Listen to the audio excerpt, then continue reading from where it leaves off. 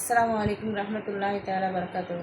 நம்ம போன வீடியோவில் கர்ச்சீப்பு அளவு பார்த்து எப்படி வெட்டணும், எப்படி அளவு வச்சுக்கணுங்கிறத பற்றி காட்டினோம்.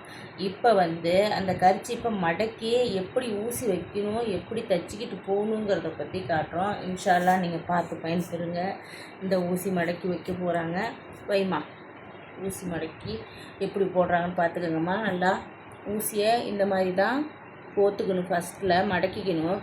துணியை மடக்கிக்கிட்டு துணியை கர்ச்சீப் மாதிரி வெட்டி அதை மடக்கிக்கிட்டு ஊசியை இந்த கோக்குறாங்க பாருங்கள், இந்த மாதிரி கோக்கணும்.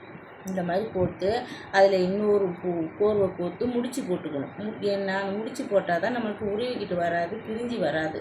அதுக்காக தான் ஃபஸ்ட்டில் போட்டு கோத்து இது மாதிரி முடிச்சு போட்டுக்கிறது. முடிச்சு போட்டால் தான் நம்மளுக்கு தைய நிற்கும். இப்போ பாருங்கள் எப்படி அவங்க தைக்கிறாங்கன்னு.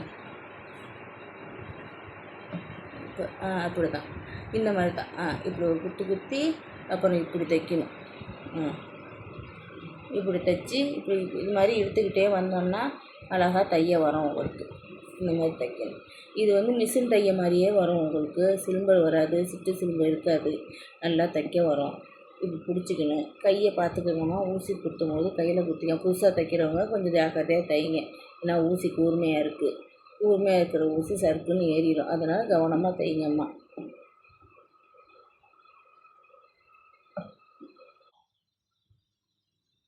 இப்போ பாருங்கள் தைய எப்படி அழகாக வந்திருக்குன்னு. தைய மிஷின் எல்லாமே மிஷின் தைய மாதிரி வந்திருக்கு. நம்ம கையால் இந்த மாதிரி ஒத்த இதாக இந்த மாதிரி போட்டு இழுத்தோம்னா ஓரத்தில் போடணும்.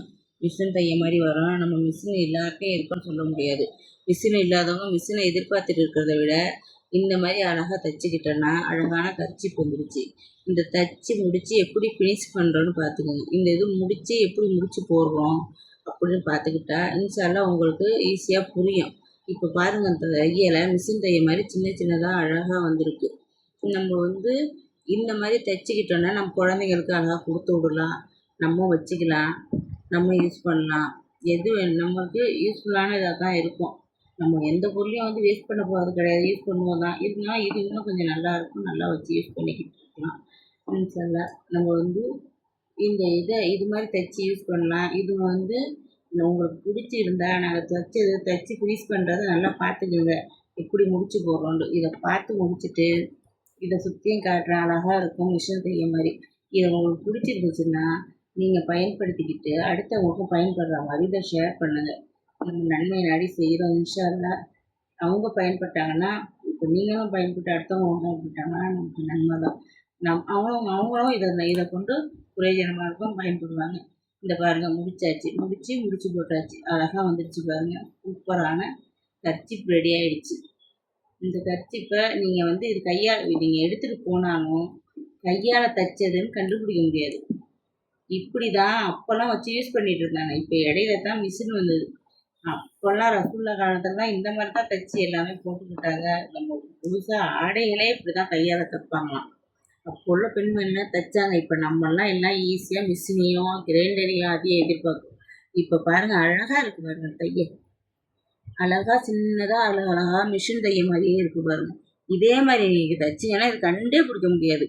மிஷினை தைச்ச மாதிரியே தான் இருக்கும். நீங்களும் இன்ஷா அல்லாஹ் இந்த மாதிரி தைங்க. தைச்சிங்கன்னா இந்த பாருங்கள் 4 பக்கமும் காட்டுறோம். இந்த தைய எப்படி இருக்குது பாருங்கள். இது கையால் தைச்சது தான். இப்போ எப்படி தையல் போட்டோமோ அது மாதிரி ஒத்தையாக எடுத்து போட்டிங்கன்னாக்கா இந்த மாதிரி உங்களுக்கு ஃபினிஷிங்காக அழகான கர்ச்சீப் ரெடி ஆகிடும். கர்ச்சீப் சூப்பராக இருக்குதுன்னு கர்ச்சீப்பு இதை வச்சு பயன்படுத்திக்கலாம். பாருங்கள், அடுத்தடுத்து வீடியோ போடுவோம். அந்த வீடியோவை பார்த்து நீங்கள் தெரிஞ்சுக்கோங்க. உங்களுக்கு பிடிச்சிருந்துச்சின்னா அடுத்தவங்களும் ஷேர் பண்ணுங்கள். நீங்களும் பயன்பெற்று அடுத்தவங்களும் பயன்படுத்திக்குவாங்க. இந்த இதை இன்ஷா அல்லாஹ் அல்ஹம்துலில்லாஹ் அல்லாஹ் போதுமானவன். அஸ்ஸலாமு அலைக்கும் வரஹ்மத்துல்லாஹி வபரகாத்துஹு.